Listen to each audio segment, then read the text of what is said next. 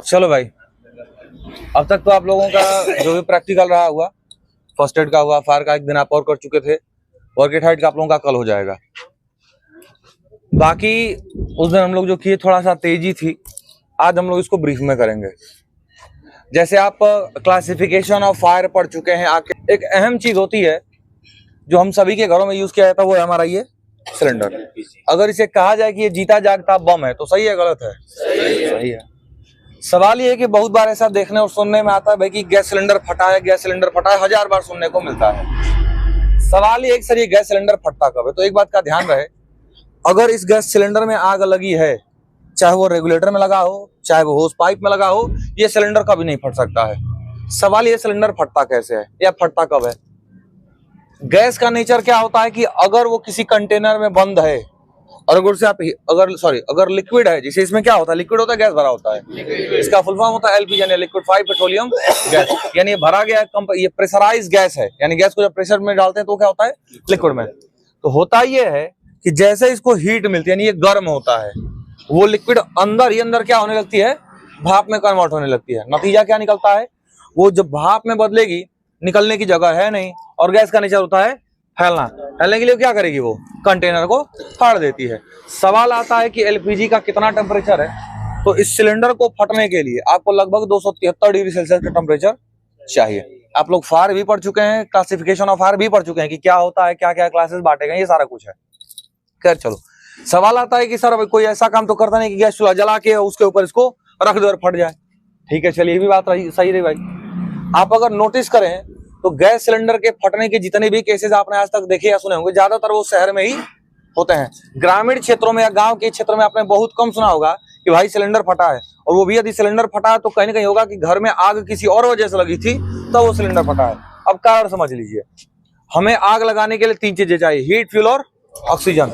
Kitchen safety के according एक ऐसा आइटम है जो हमारे किचन में होना ही नहीं चाहिए, जिसे लोग बोलते हैं फ्रिज। चलो एक छोटा सा उदाहरण समझते हैं।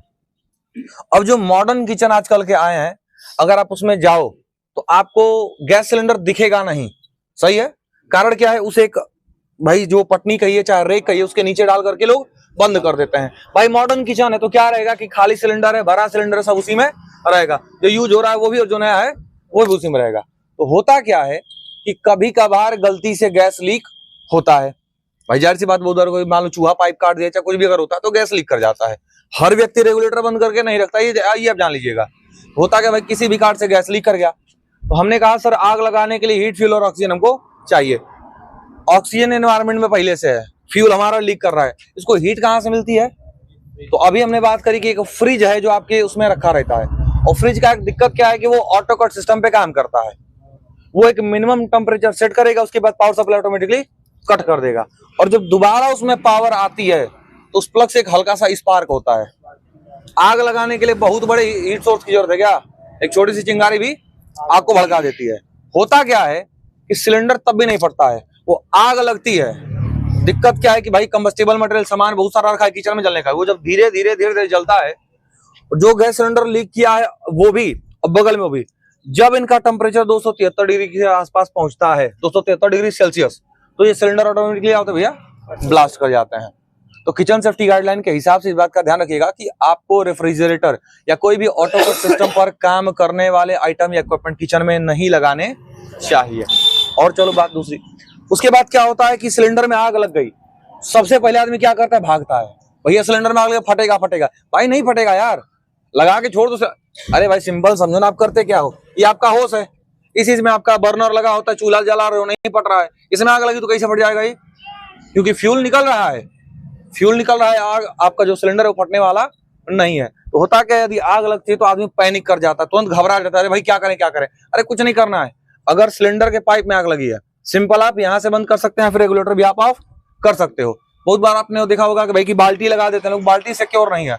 हाँ, अगर आपके पास जूट का बोरा है, गीला करिए, लगा करके पूरा कायदे से लपेटिए, एयर का पास उसमें नहीं होना चाहिए। अगर एयर मिल रही है उसको तो फिर आप बुझा नहीं पाएंगे। दूसरा, हमारे घर में क्या होता है भाई कि आग लगी, सबसे पहले सोचता है पानी फेंको। आपके सामने पानी भी है और बालू भी है। मंगवाने का कारण, आपके घर में जिसे तुम्हारे भाई फर्श और टाइल्स का जमाना है, नहीं तो पहले बालू मिट्टी का ही है और पानी आज भी सबके पास अवेलेबल है बालू। तो जब आग लगती है तो आदमी सोचता है काम कर भैया पहले पानी और बालू डाल के आग बुझा लें। तो भाई ये एलपीजी है, ये गैस है, ये हल्की होती है, तो इसे आप पानी में अगर बुझाने का प्रयास करेंगे तब भी नहीं बुझेगी, और बालू से तो बुझने से रहा। तो इसके बारे में चर्चा की जाएगी।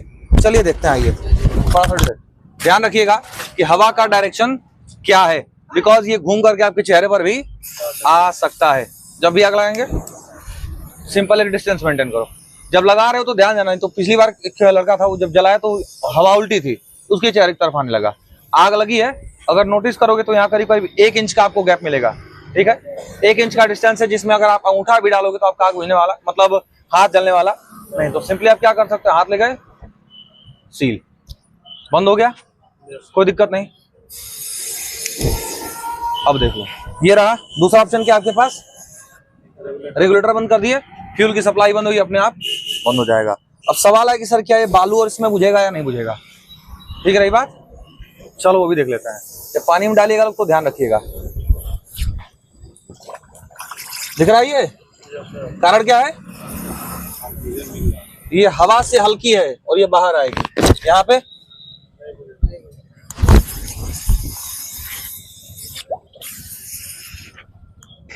उसमें अगर थोड़ा सा भी एलपीजी ट्रैप हुआ है वो तब तक जलेगा। तो पानी और बालू आपका इस पे किसी काम का नहीं है। तो यदि ऐसी स्थिति आती है तो पैनिक होने से बेहतर है कि आप पेशेंस रखें और समझदारी से काम यदि लेते हैं तो आप करें।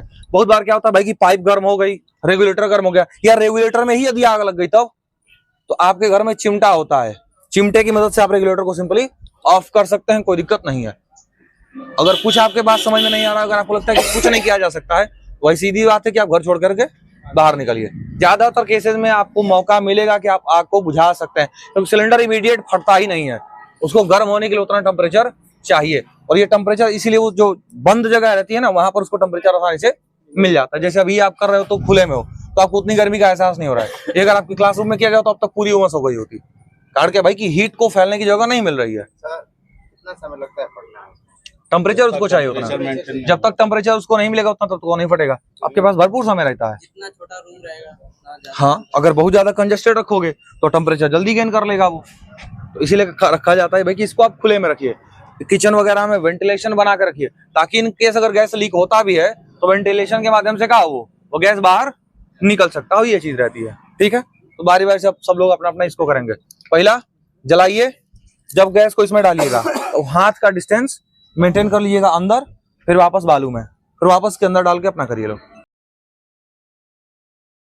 ठीक है, चलिए।